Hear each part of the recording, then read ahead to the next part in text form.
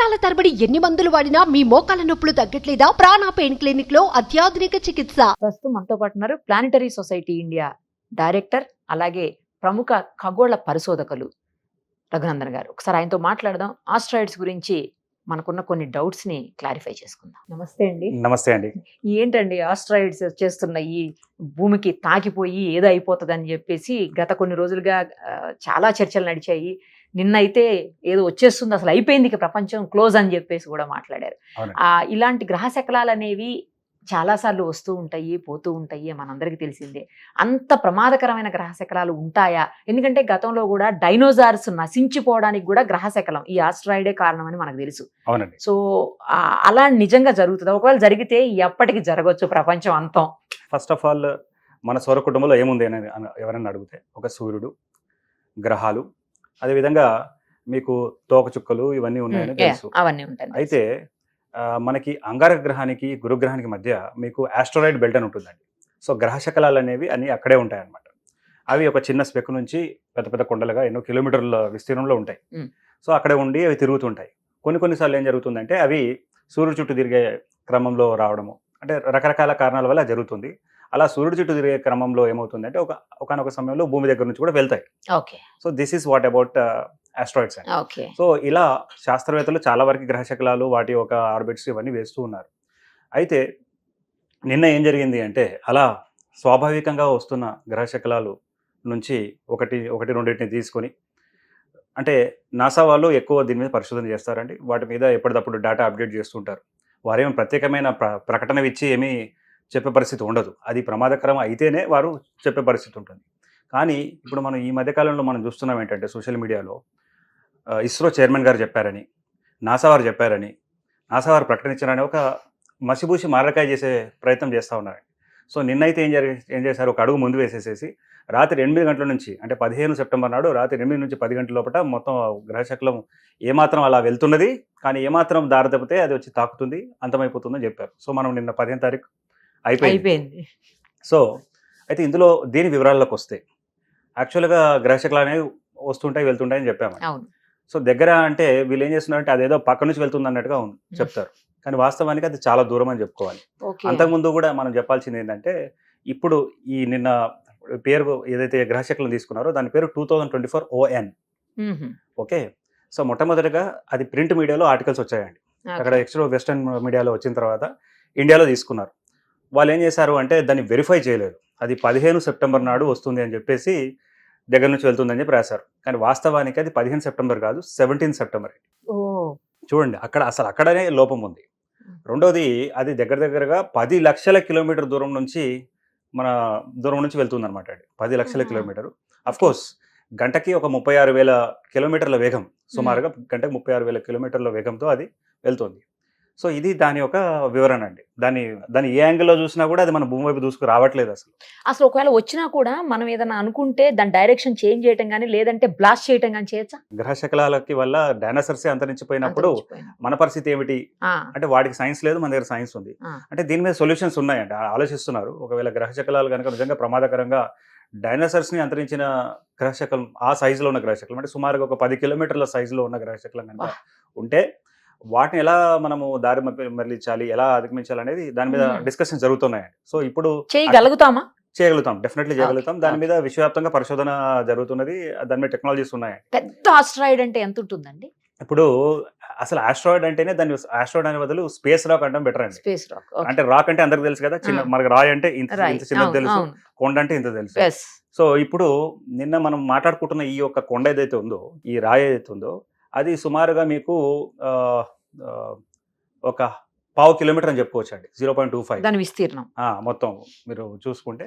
So అంత పెద్దగా ఉండడం అనేది ఒక పెద్ద వార్త. సో దానికన్నా చాలా పెద్దగా ఉంటాయి, వస్తుంటాయి, వెళ్తూ ఉంటాయండి. సో అది వస్తుంది, తాకుతుంది అని చెప్పడం ఒకటేమో. 17 తారీఖు ఉంటే 15 తారీఖు నాడే దాని ఒక న్యూస్ ని క్రియేట్ చేసి వెరిఫై చేసుకోకుండా, దీనికి తోడేమైందంటేనండి, అసలైతే 17th నాడు.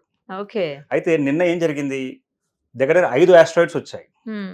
వాటన్నిటి కూడా మీరు 2024 ON అని అన్నాను కదా. 2024 అని ఎందుకు పెట్టారు అంటే, అది ఈ సంవత్సరమే కనుక్కున్నారు కాబట్టి. ఈ సంవత్సరం ఒక వారం క్రితం కనుక్కున్నారు, లేదంటే 2 నెలల క్రితం కనుక్కున్నారు. విచిత్రం Okay. ఏంటంటే ఆ గ్రహ శకలం గతంలో కూడా ఎన్నోసార్లు మన భూమి దగ్గరికి వచ్చి వెళ్ళింది. అంటే గతంలో ఆ డేట్స్ కూడా మనం తీయొచ్చండి. నెక్స్ట్ కూడా ఎప్పుడు వస్తుందని తీయొచ్చు. సో ఇలా మనం చూస్తే ఇట్లా చాలా గ్రహ శకలాలు ఉన్నాయి, వస్తుంటాయి, వెళ్తుంటాయి. సో మీరు అడిగిన ప్రశ్నకే వచ్చినట్లయితే ఖచ్చితంగా ఒకవేళ విశ్వాన్ని మొత్తం అంతా నాశనం చేసేంత పరిస్థితి కనుక ఏదైనా గ్రహశకలం ఉంటే ముందుగానే దాని మీద అనుకోవచ్చు. జాగ్రత్త తీసుకొని దానికి దారిలో Yeah. మెడలిచ్చవచ్చు. దాంటే బ్లాస్ట్ చేస్తే సమస్య ఏంటంటే అది 2 ముక్కలై వస్తుంది మళ్ళీ. ఓహో. సో వారు ఏం చేసే ఒక ఆలోచన ఉందంటే దాంట్లో గ్రావిటీ ట్రాక్టర్ అనేది ఒకటి సిస్టమ్ ఉంటుంది. అందులో ఏం చేస్తారంటే ఒక చిన్న ప్రోబ్ తీసుకెళ్లి ఆ గ్రహశకలం మీద దూరం ఉన్నప్పుడే పెడతారు, Okay. దింపుతారు. అదేం చేస్తుందంటే మెల్లమెల్లగా దాన్ని పుష్ ఇస్తుంది.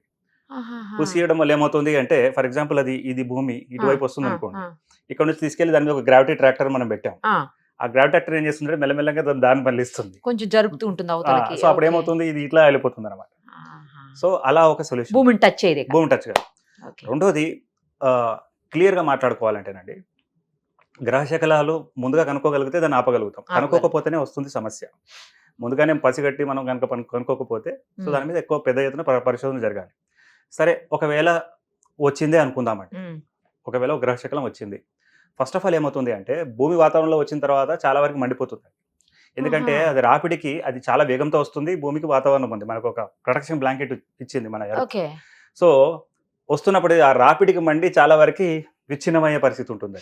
ఓకే. ఓకే. అంటే అది 10 కిలోమీటర్లు ఉన్నా 8 కిలోమీటర్లు ఉన్నా ఎంత maximum సైజు ఉన్నా ఎంత కూడా. సైజులో ఉన్నా కూడా తగ్గిపోతుంది. అంటే అది కూడా డిపెండ్స్ ఆన్ ద మేకప్. అంటే ఒకవేళ ఎక్కువ స్టోనీ మెటీరియల్ ఉందనుకోండి దాంట్లో, ఓ. ఎందుకంటే రకరకాల ఖనిజాలతో తయారైన ఆహా. గ్రహశకలం ఉంటుంది. ఓకే. ఓకే.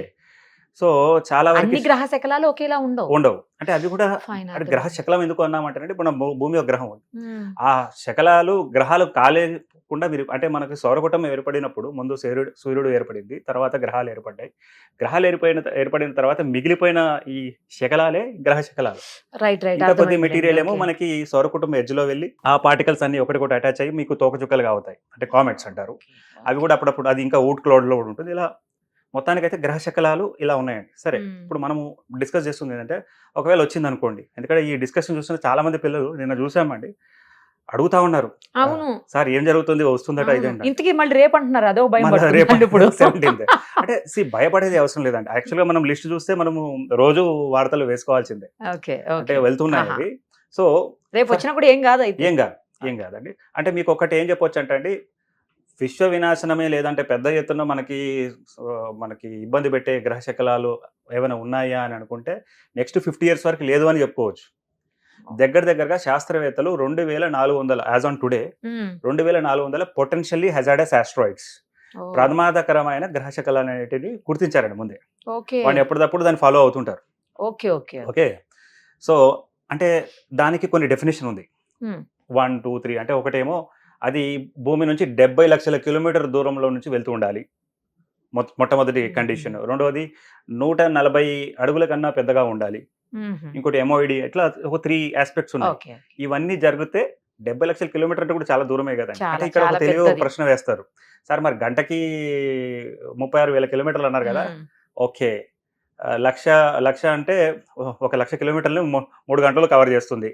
10 లక్షలు అంటే ఇట్లా డేట్లు వేసేసుకొని టైం వేసేసుకొని టైం ఫిక్స్ వేసుకొని చేసేసుకొని ఈ టైంకి మళ్ళీ వచ్చి తాకేస్తుంది, కొట్టేస్తుంది, తాకేస్తుందని అయిపోతుంది. రాసేసుకుంటున్నారండి. సో ఇది ఒక రకంగా బ్లెస్సింగ్ డిస్కస్ అని చెప్పొచ్చు. సో ఇప్పుడు మనం ఒకసారి సరే ఏదైనా వస్తుంది ప్రమాదకరంగా దూసుకుని వచ్చింది అనుకోండి, మనకు శాస్త్రవేత్తలు ముందుగానే కనుక్కోలేదు అంటే ఒకటి మొత్తం అందరికీ పెద్దగా వినాశనం చేసే దాంట్లో అయితే ఖచ్చితంగా ముందుగా అనుకుంటామండి. సమస్య ఎక్కడ వస్తుందంటే 1/2 కిలోమీటర్ కన్నా చిన్నగా ఉన్న గ్రహ శకలాలు, వాటిని మనం ముందుగా గుర్తించడంలో కొద్ది ఇబ్బంది జరుగుతుంది. ఎందుకంటే అవి చిన్నగా ఉంటాయి, అవి పెద్దగా కనబడవు అవి. సో వాటితో సమస్య వస్తుంది. ఈ మధ్యకాలంలో కూడా మనం హిస్టరీ చూస్తే 300 అడుగులు ఇట్లాంటి గ్రహశకలు ఉన్నాయి. సరే అట్లాంటిది ఏదైనా వచ్చినా మొట్టమొదటిగా భూమి వాతావరణంలో వచ్చి మండిపోవడం, భూమి వాతావరణం కూడా మండిపోయి ఇంకా అది దూసుకొస్తుంది అనుకుందాం. అప్పుడు ఏం జరుగుతుంది, మన భూమి మీద మనకు తెలుసు 1/3 ల్యాండ్ ఉంది, 2/3 వాటర్ ఉంది. సో మ్యాక్సిమం సముద్రంలో పడే అవకాశాలే ఎక్కువ ఉంటాయి. అర్థమైంది కదండి. సో ఇన్ని రకాలుగా మనం చూసుకున్నట్లయితే గ్రహశకలం వల్ల పెద్దగా నష్టం అయితే లేదు. ఇంకొకటి సరే, సార్, అప్పట్లో ఆ. స్కైలాబ్ ఏదో పడుతుంది, స్కైలాబ్ పడిపోతే అందరూ చచ్చిపోతారు అని ఏదో జరిగిందంట అప్పట్లో. అవునండి. అదేంటి? అంటే ఇప్పుడు చూడండి, గ్రహ శకలాలు అయితే ఇవి న్యాచురల్గా స్వాభావికంగా తిరుగుతున్నాయి, ఏర్పడినవి, ఇవంతా తెలుసు. మనము గత ఒక 6 దశాబ్దాలుగా ఏం చేస్తున్నామంటే చాలా శాటిలైట్స్ని పంపిస్తున్నాం, స్పేస్ స్టేషన్స్ని పంపిస్తున్నాం. మన భారతదేశం కూడా భారత్ అంతరిక్ష స్టేషన్ అని కూడా తయారు చేయబోతోంది. ఆ మధ్యకాలంలో ఏమైందంటేనండి, ఒక స్పేస్ స్టేషన్ దాని కాలం చెల్లిన తర్వాత దాన్ని డిఆర్బిట్ చేశారనమాట. అంటే భూమి వాతావరణంలో వచ్చి మండేలాగా చేశారు. సో అప్పట్లో అందరూ ఏం చేశారంటే నిన్న జరిగినట్టుగానే మాకు ముందు చెప్పుంటే బాగుండేది కదా, మొన్నే రీఛార్జ్ చేయించుకున్నాము, ఇది 8 గంటల నుంచి 10 గంటలకు పోతుందట, మరి మేమంతా మా ఫ్రెండ్స్ అందరికి గుడ్ బై చెప్పుకునే వాళ్ళం కదా అనేది మనం ఇంటర్నెట్ లో చూస్తే చాలా జోక్స్. ఇంకా విక్రమాదిత్య మూవీ నుంచి కూడా కొన్ని ఎప్పుడు వస్తుంది రా 9 అయిపోయింది ఇంకా రాలేదేంటి అనే కొన్ని వీడియోస్ ఒక రకంగా చాలా సంతోషం కలిగిస్తున్నదండి. సో ఒకటి పాయింట్ ఏంటంటే అండి, సో మొత్తానికి సముద్రంలోనే పడతాయి, ముందుగానే పసిగట్టవచ్చు, కనుక్కోవచ్చు వాటి గురించి. అయితే మీరు స్కైలాబ్ అనే దానికంటే కూడా మనం ఏం చేయాలంటే, సార్ మరి అంత ఈజీగా తీసుకొచ్చి ఎందుకు ఇంత డిస్కషన్ అంటే 1908లో అంటే డైనోసార్స్ అంటే చాలా కాలం క్రితం, 1908లో ఏం జరిగింది అంటే 30th జూన్, ఇది చాలా స్పెషల్ డే అనమాట అండి. దీన్ని యునైటెడ్ నేషన్స్ ప్రతి సంవత్సరం international asteroid day, United nations asteroid day కూడా సెలబ్రేట్ చేస్తారు. అవును, ఎవ్రీ ఇయర్ చేస్తారు. అయితే అదే మనకి యాక్చువల్గా ఈ డిస్కషన్ మూలం కూడా అని చెప్పుకోవచ్చు ఒక రకంగా చెప్పాలంటే. అయితే ఏం జరిగింది 1908లో ఏం జరిగింది అంటే ఆ రోజు పడింది కాబట్టి అందుకు చేస్తున్నారు జూన్ 30. దాన్ని ఎందుకంటే ఈ గ్రహ శకలాల మీద విశ్వవ్యాప్తంగా అవగాహన ఉండాలండి. ఇప్పుడు సమస్య ఏంటంటే నిజంగా వస్తే ఏ దేశం ఆపాలి దాన్ని, ఎవరు ఖర్చు పెట్టాలి డబ్బులు? ఇప్పుడు మీరు అంటున్నారు చేద్దామని చెప్పి, అది ఇండియా వైపు వస్తుంది కాబట్టి ఇండియా వాళ్ళే ఆలోచించాలా, లేకపోతే అమెరికా చేస్తే అమెరికా చేయాలా? ఇట్లాంటివన్నీ ఒక అంటే ఇప్పుడు మెల్లమెల్లంగా అండర్స్టాండింగ్ వస్తుందండి. అంటే నేను 20 years నుంచి చూస్తున్న పరిస్థితుల్లో ఇప్పుడు ఈ మధ్యకాలంలో కొన్ని సంఘటనలు జరిగాయి. సో ముందు ఒకసారి మనం 1908 ఒకసారి కనుక్కొని will come to the recent thing. So 1908లో ఏమైందంటే ఇలానే ఒక గ్రహశకలం వచ్చింది. అది భూమి వాతావరణం దాటుకొని వచ్చింది. అండ్ అది ఆ సైబీరియాలో టుంగుస్కాన్ ఉంటుందండి, ఫారెస్ట్ ఉంటుంది. ఆ ఫారెస్ట్ మీద పైన పేలిపోయింది అంతే, తాకను కూడా దాకలేదు. దాని ప్రభావంతో ఆల్మోస్ట్ ఢిల్లీ అంత సైజులో ఉన్న ఏరియా అంతా కూడా నిమిషాల్లో మటమాయం అయిపోయింది. ఈ రోజు కూడా మీరు వెళ్తే అక్కడ ఉన్న చెట్లన్నీ కూడా సగం కట్ అయినట్టుగా మీకు కనపడతాయి, స్టిల్ ఇప్పుడు కూడా కనిపిస్తాయి దాని ఆనవాళ్ళు. అయితే ఇలా మన భూమి మీద మీకు అంటే ఎప్పుడైనా గ్రహశకలం దాకినప్పుడు ఏమవుతుందంటే మనకి అగాధాలు ఏర్పడతాయి, గుంతల్లా కనిపిస్తాయండి. గుంతలు అంటే చిన్న చిన్నవి కాదు, 2 kilometer సైజ్ ఏర్పడి అట్లాంటివి ఒక 200 అగాధాలు కూడా శాస్త్రవేత్తలు గుర్తించారు. ఓకే, సో 1908లో ఇలా జరిగిందండి. సో అప్పటి నుంచి ఇక దాన్ని ఏంటంటే అంటే రీసెంట్ టైంలో ఎప్పుడు జరిగింది అంటే 1908. సో ఆ ఒక గ్రహశకలం నాకు గుర్తున్నంత వరకు అది ఒక 300 meters, అంటే మరీ పెద్దదేమి కాదు, చిన్న గ్రహశకలమే, బట్ అంత విధ్వంసం జరిగింది. సో ఇప్పుడు మన ప్రేక్షకులకు ఏం చెప్పొచ్చు అంటే, పెద్దగా ఉంటే ముందే అనుకుంటాం, చిన్నగా ఏదన్నా వచ్చిందంటే కనుక ఒక చిన్న ఏరియాలో ప్రభావం ఉంటుంది. సో దాన్ని కూడా ఎలా అధిగమించాలనేది శాస్త్రవేత్తలు ఆలోచిస్తున్నారు. So that is the clarity we have to give అండి. సో 1908 పక్కకు పెడితే ఈ మధ్యకాలంలో ఏమైనా జరిగిందా అంటే తర్వాత మళ్ళీ 2013 ఫిబ్రవరిలో ఏం జరిగిందంటే, మేము మా ప్లానటరీ సొసైటీ ఇండియా తరఫు నుంచి ఒక గ్రహశకలం చాలా దగ్గరగా వెళ్తుంది. దాని పేరు DA14 అని చెప్పేసి ఉంటుంది, 2013 DA14 దాని పేరు.